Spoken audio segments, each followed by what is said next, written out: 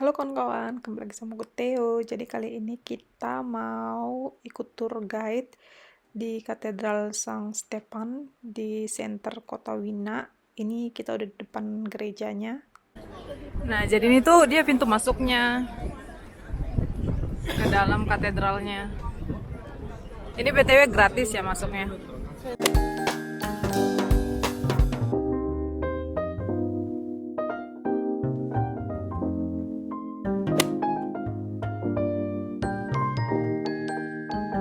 Disebut Stephansdom ya. Katedral ini dibangun pada periode 1137 sampai 1160. Ya, jadi sekitar 30-an tahun di awal abad ke-12. Katedral ini memiliki dua menara utama, menara selatan dan menara utara. Menara selatan itu bisa kita naiki dengan menggunakan tangga yang berjumlah 343 anak tangga. Sedangkan menara selatan bisa kita naiki nanti dengan lift. Jadi kita nanti akan naik dengan lift, ya. Kalau naik dengan tangga.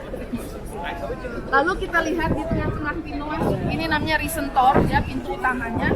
Ada gambar Pantokrator.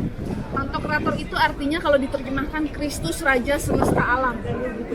Jadi zaman dulu ya, itu kan orang kalau mau bikin perpedi itu hordeng tuh nggak punya meteran. Jadi semua ngumpulnya di sini, meteran. Ya. Antara untuk jendela yang besar, untuk jendela yang lebih kecil seperti itu. Lalu yang bulatan ini, ya, ini untuk mengukur adonan roti. Jadi ukuran adonan roti kalau sebesar ini artinya cukup untuk hitungan satu keluarga. Gitu. Kita masuk.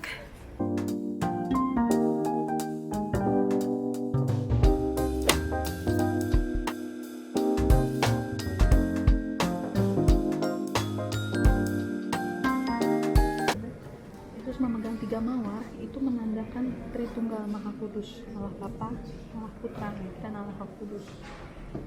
Lalu gambar ini atau ikon ini pernah menunjukkan dua kali mukjizat dengan mengeluarkan air mata Bunda Marianya.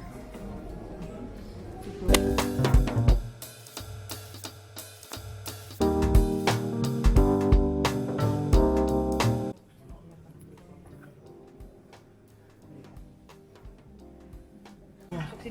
Jenggotnya Yesus itu terbuat dari rambut asli dan itu selalu bertambah panjang janggutnya, janggut Yesus.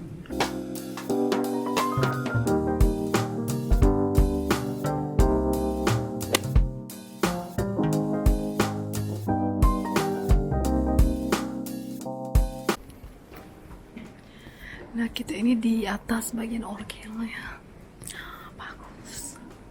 Jadi selalu banyak detail-detail, kayak lihat ini kan ukirannya sangat-sangat detail ya. Gitu. Itulah seninya gaya gotik ya.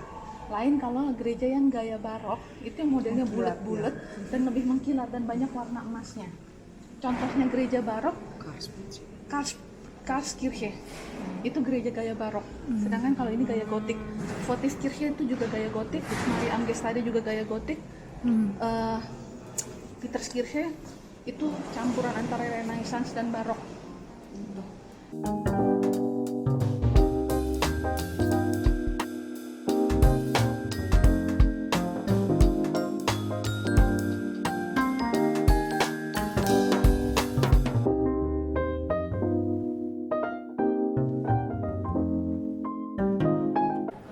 Ini orgelnya, terus di sini tuh keluar bunyinya.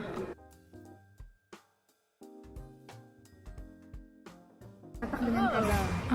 Nah, kenapa katak dengan kadal itu melambangkan simbol dari perlawanan yang baik dan yang jahat. Adalah yang orang pertama yang menerjemahkan kitab suci ke bahasa Latin. Jadi kan kitab suci itu awalnya berbahasa Aramaik, bahasa Ibrani gitu kan. Lalu yang menerjemahkan ke bahasa Latin itu si Hieronymus. Nah, ini dia tuh yang arsiteknya gereja ini. Fensterbuken namanya. Nah, jadi ada 18 altar katanya di Stephansdom ini. Tuh.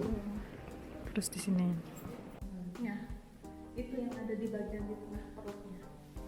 Makanya kenapa saya ajak kita datang ke sini, kita hormat ke sini karena itu salib yang kalau ini sakristi khusus untuk kardinal Schönborn, khusus untuk kardinal Schönborn. Ya. Jadi ruangan ganti pakaiannya kardinal Schönborn di sini kalau mau misa. Nah, lalu selalu pakaian untuk kardinal Schönborn diletakkan di sini di depan salib. Katedral Santo Stefanus, ya. Dirayakannya oleh Gereja Katolik setiap tanggal 26 Desember. Ya. Dan Santo Stefanus itu adalah martir pertama. Dan itu tertulis di dalam kitab suci di Kisah Para Rasul. Bagaimana Santo Stefanus itu karena mempertahankan imannya dia dirajam, ditimbuki batu. Dan lukisan ini kita lihat yang di tengah-tengah, ya, di bawah di tengah itu laki-laki dengan menggunakan dalmatik merah, ya. Itu nama pakaiannya adalah dalmatik kayak liturgi. Itu adalah Santo Stefanus. Berasal dari kata katedra. Katedra itu artinya tahta uskup. Di mana tahta uskup? Inilah tahta uskup yang batu di tengah ini. Inilah katedranya. Di mana ada katedra? Di mana ada katedra? Berarti Daily itu adalah katedral. Santo Rufus, Santo Florian, Santo Leopold, Santo Sebastian. Nah, jadi ini uskup-uskup yang ada di Austria. Tabernakel itu artinya adalah kemah. Kemah maksudnya kemah di mana kemah Yesus sendiri. Karena di dalam tabernakel ini ada pasti yang sudah dikonsekrasi, yaitu Yesus sendiri, ya. Lalu lihat yang di panel orang tembaga ini ada motifnya. Bisa melihat motif Yesus. Oh. Oh iya, baru ngeh ya. Berapa puluh tahun di Australia ya. Jadi itu memang didesain dibuat, tahu kisah kain turing kan, kain kafan Yesus yang terus meninggalkan bekas jenazahnya. Nah, lalu dibuat ini.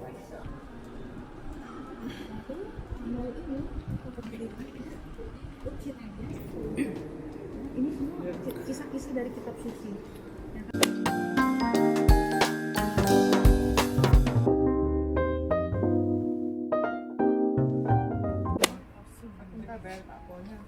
Ini pemerinnya, loncengnya yang bunyi setiap Silvester. Kita bisa lihat Wina.